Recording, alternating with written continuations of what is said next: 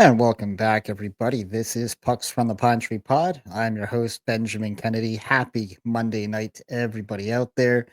Snow is falling here in southern Maine, so definitely looking a lot like Christmas out there. But yeah, good day here. I had a nice office visit down to Milford, Massachusetts this morning. I got to see all my teammates and bosses and everything. So good day and able to make it back and be back here with you fine people this evening. So hope the week is off to a good start for everybody tonight. Um, and trying to keep myself accountable to everybody out there. It's fun to throw predictions out there, talk about, season previews or this or that. But it's no fun if you don't come back and kind of review what you've talked about or what you predicted. And of course, a couple of videos ago, I looked at some of my playoff predictions and kind of how teams stood at the time.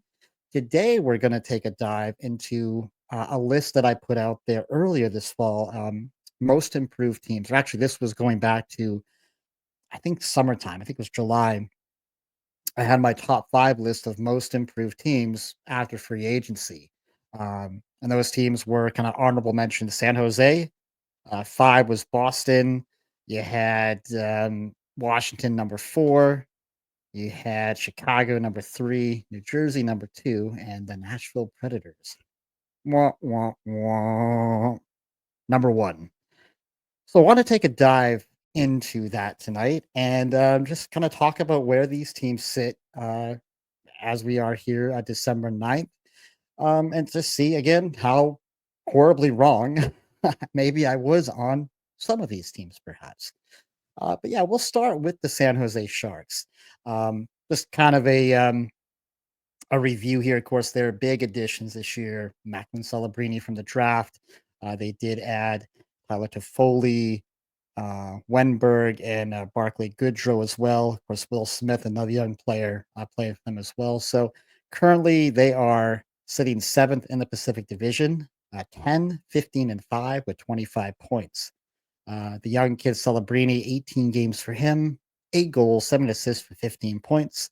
Will Smith, 24 games, 5 goals, 6 assists, 11 points.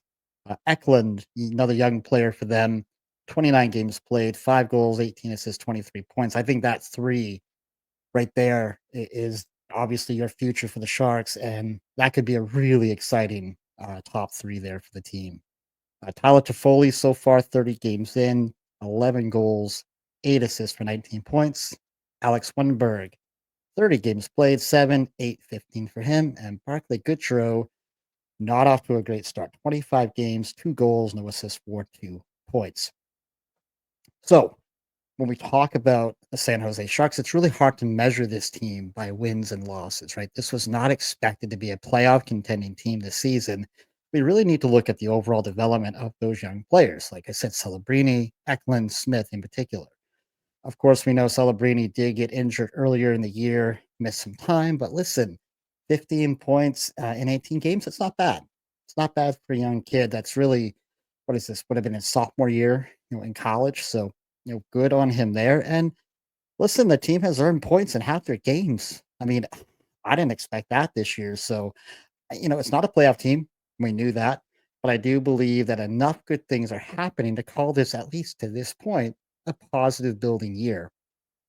One other note about this is you do wonder as we get to the trade deadline, will some of these pieces get traded out? They brought these guys in to obviously protect and insulate a little bit of their younger players, but listen, teams are willing to pay heavy prices with draft your capital when you get into that time of year. So a guy like Toffoli, I think, could be quite attractive. Even a guy like Wenberg, who was traded last year, could be quite attractive. So I'll be curious to see where they go. But I think they've had a fairly decent start for themselves. Listen, they're not dead last in the league, and I think that right there is a win all in and of itself. My number five team coming into the year was the Boston Bruins. Of course, we know their additions: Nikita Zadorov, Elias Lindholm, Jonas Corposello. Man, stumbled over that one. Sorry, Corpo. Mark Kaslik, some of your bigger names. Currently sitting 15, 11, and 3, 33 points, and third in the Atlantic Division. So, how are those new players looking so far? Elias Lindholm, bit of a slow start. 29 games played, 3 goals, 10 assists for 13 points. He has been 53.2% in the faceoff circle. So he's really elevated the room in the faceoff dot. And I'd say he's played, some fairly good, defense. His 200-foot game has kind of come as advertised. Clearly, you need more points out of him. Zadorov, of course, defenseman, 29 games, 2 goals, 6 assists for 8 points. And man, has he come as advertised, right? Takes a few penalties, I'd say. 60 penalty minutes already. Yeah, that leads the league. And I don't know if that's going to change. He's only 8 minutes up on Jamie Benn, who's in second there, Ben for Dallas.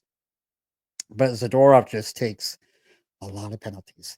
Listen, he takes a lot of pressure off other guys that don't have to go out and do that kind of work. But he's had some dumb penalties this year. And again, we knew that. We knew that was part of his game, something he is trying to clean up. I can't remember now the team we were playing last week, but he had that. He was sitting on the bench and he poked the play. Was it the Pittsburgh game? Perhaps I can't remember, but of course they both got fined and penalized and all that kind of stuff. But just dumb stuff like that. Like stop it, right?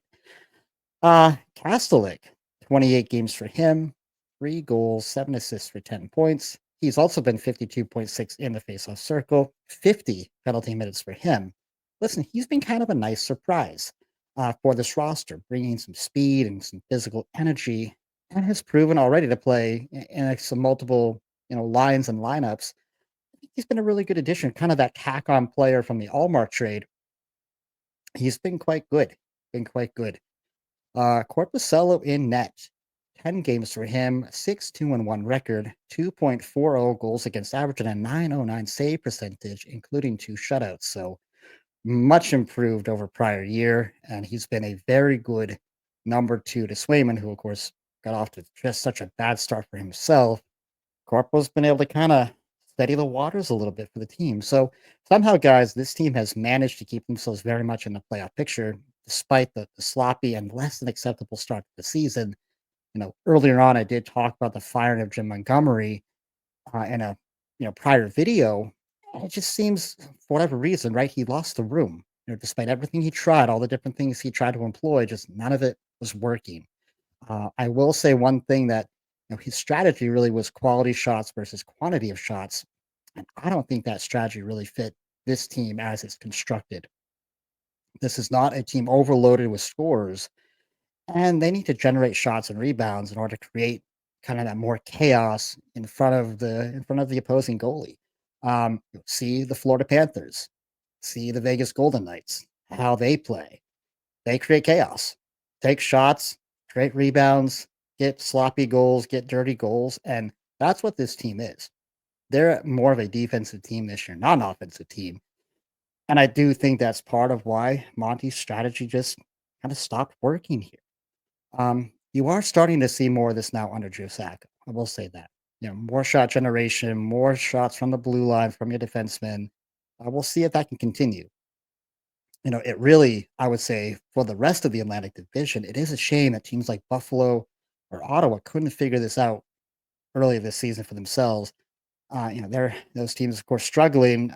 This might have been the year that Boston was vulnerable, and they still might be. They still might be vulnerable. They still might be passable. I'm not sure if they're completely out of the woods yet. So maybe we'll still see a team like a Buffalo or an Ottawa, maybe Detroit, figure it out and challenge Boston. Because I don't see Boston winning this division. Um, like I said in an earlier video, I would take a playoff spot this team. But listen, they've played well since the coaching change. They've won 4 in a row. There is some reason for optimism. I don't want to be a Debbie Downer over here, but it just I still need to see a little bit more before I'm ready to just say, everything is all fine and dandy down in Boston. Moving on to my number four improved team on the year, the Washington Capitals. Um, as I had mentioned prior to, I loved a lot of their additions this year. Currently sitting 19-6-2, 40 points and first in the Metro Division. Some of their additions, they had Pierre-Luc Dubois, 27 games for him, 4 goals, 15 assists for 19 points. Andrew Mangiapane, 27 games, 6 goals, 4 assists for 10 points. Tyler Radish, 27 games for him, 4, 8, and 12 line. Duhaime was also added, 27 games for him, 4, 4, and 8 for him, 4 goals, 4 assists for 8 points. Jacob Chikrin, traded there from Ottawa, 22 games for him, 8 goals, 8 assists for 16 points from the blue line. Good on him. Matt Roy from LA, 17 games for him, 1 goal, 6 assists for 7 points. He's not a big goal scorer, but and has had assists in the last couple of games, so it looks like he might be getting the wheels turning a little bit. And then in net, Logan Thompson, I should say, 14 games, kind of splitting that net with Lindgren, 11, 1, and 2 record, 2.48 goals against, and a 913 save percentage. So just awesome numbers there for him. Listen, guys, the team currently has 6 players over 20 points and staying very competitive without the services of Ovechkin right now. Of course, he is still out, and not sure what the update is on him when he comes back, but he'll definitely be a welcome addition for sure. And they've had like young kid Alexei Protas has just been an excellent story this year. He has 9 goals, 15 assists for 24 points through 27 games. All of last year, 29 points through 78 games. And the kid's only 23. I think he turns 24 in January.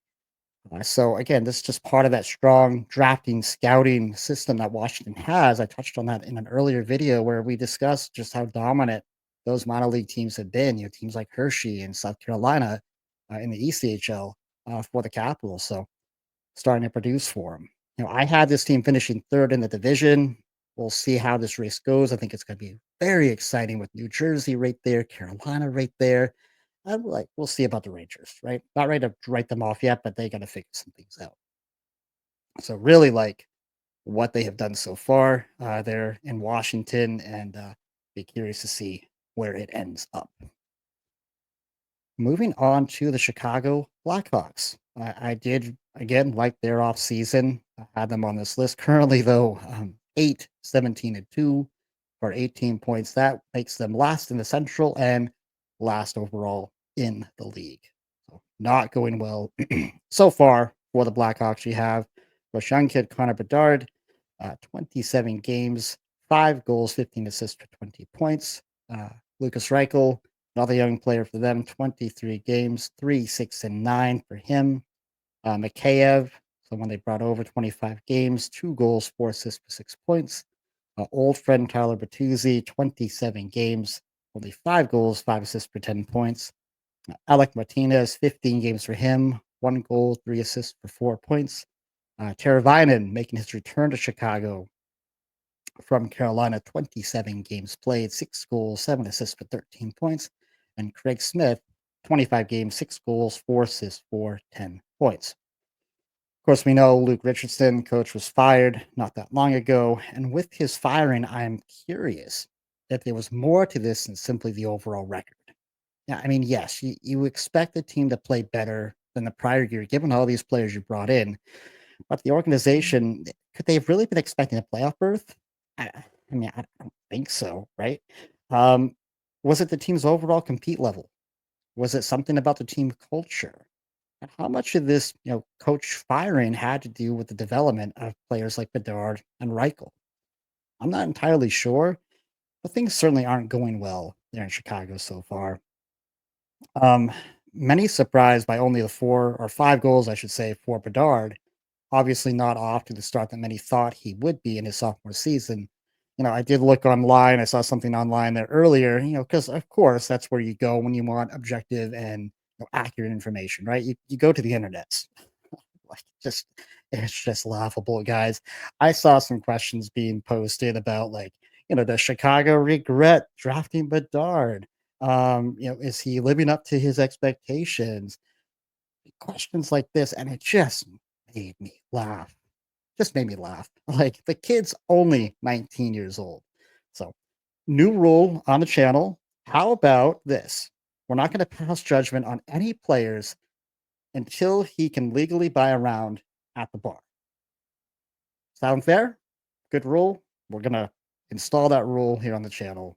No passing judgment until you can buy a round of beers at the bar. Oh, God love the internet. God love the internet. Moving on to happier story, the New Jersey Devils. They were my number two most improved team for the season. Added a lot of guys, filled a lot of holes for themselves, and so far so good. Currently 18, 10, and 2, 38 points, second in the Metro Division. They're behind Washington. Starting with goalie Jacob Markstrom, 20 games played for him, 13-6-1 record, 2.51 goals against, and a 907 save percentage. I think he's just had a very solid start for himself. Nosen was brought in, played in 30 games, 13 goals, 9 assists for 22 points. Paul Cotter brought in 30 games for him, 7 goals, 5 assists for 12 points, bringing some physicality as well. Brent Pesce, talk maybe a little bit about their defense, right? 21 games, no goals, 1 assist for 1 point. Brandon Dillon, another defenseman brought over 30 games played, 1 goal, 6 assists for 7 points. Tatar, I think this is his second time in New Jersey for Tatar. 28 games, 3 goals, 6 assists for 9 points. And Kovacevic, 30 games played, 1 goal, 9 assists for 10 points. Listen, I have been hearing some Devil fans kind of being a little grumbly about the defense and about the goaltending, and maybe it hasn't been up to their expectations so far. And I would just very politely like to remind those fans, let's look back to a year ago today. Where was this team? Where was your defense? Where was your goaltending? Would you rather be here or would you rather be last year? Mm, so before you get too grumbly, if you're a Devils fan, just take some context into your improvements this season. Listen, guys, I know the defense probably still has a ways to go with some of these new pieces. But I do feel like as the season goes on, you're gonna see better chemistry. And I just don't worry about that defensive group. I'm really not. I think that you got some professional guys there. They're gonna figure it out. It can take some time. There's so much communication and nonverbal communication that happens out there on the ice. And you got all these guys coming in, it takes a little while. Yeah, they've had some stumbling blocks, but listen, you've got a record of 18, 10, and 2, and you're not on all cylinders yet. So I'm just not worried about this New Jersey Devil team. And my pick of them winning the East is looking pretty damn good right now. I'm all happy about that. And listen, in terms of goaltending, I have zero issues with Markstrom. I think he's been just fine. He and Allen, they're a tandem that you can take on a deep playoff run, in my opinion. As I said this fall, it's all about the health of this team. At end of the day, guys, it's about Hughes, it's about Hamilton staying healthy, keeping them off the IR. So far, so good. Knock on wood that they stay healthy. Love the scoring depth on this team. You have 4 players over 10 goals. You have 6 players over 20 points. Just love it. And like I've said, I do think this team has another gear they haven't quite hit yet. So that brings us to number one on my list of most improved teams in 24-25, the Nashville Predators. Oh, baby. They went out and spent some money this year. Without question, they spent some money, went out and got some superstar players. And fair to say, not working. It is not working. Currently 7, 15, and 6 for 20 points. That puts them just 2 points above Chicago.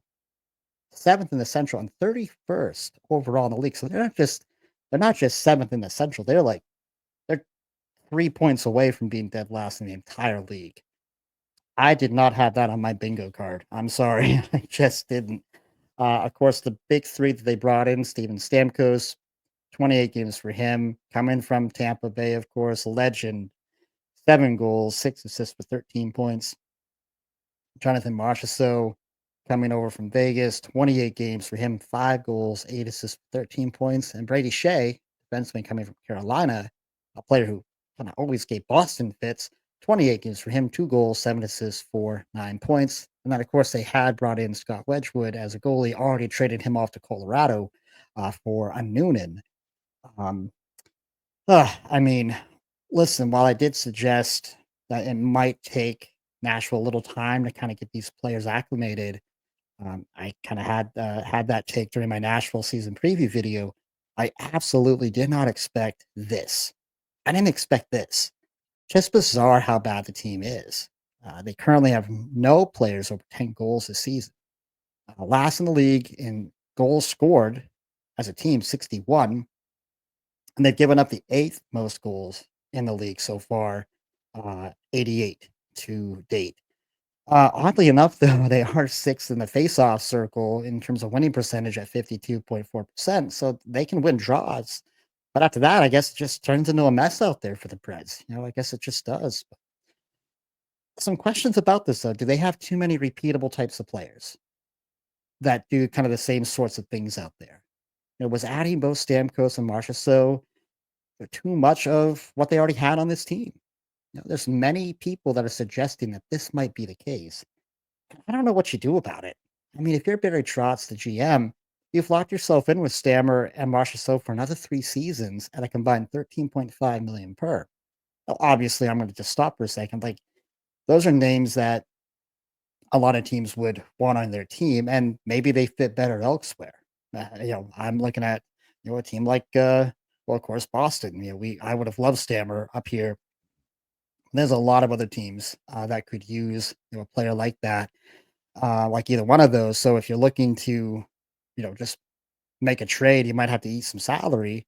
And listen, they do have about 7.75 under the cap right now, according to Puck Petey. So maybe they can eat a little bit. Do they want to do that? Do they want to punt on this already? I mean, it's clearly not working. I just don't know. Early returns here are just not okay. And I guess my biggest surprise too is that you bring in these veteran type guys. How many Stanley Cups do you have on that team? I mean, you've got, was it two with Stamkos? Wait, does he have three? He might have three. Marchessault has one. Ryan O'Reilly's there with one. You have some big time winners, big time leaders on that team. How they can't get this to work is just kind of a mystery.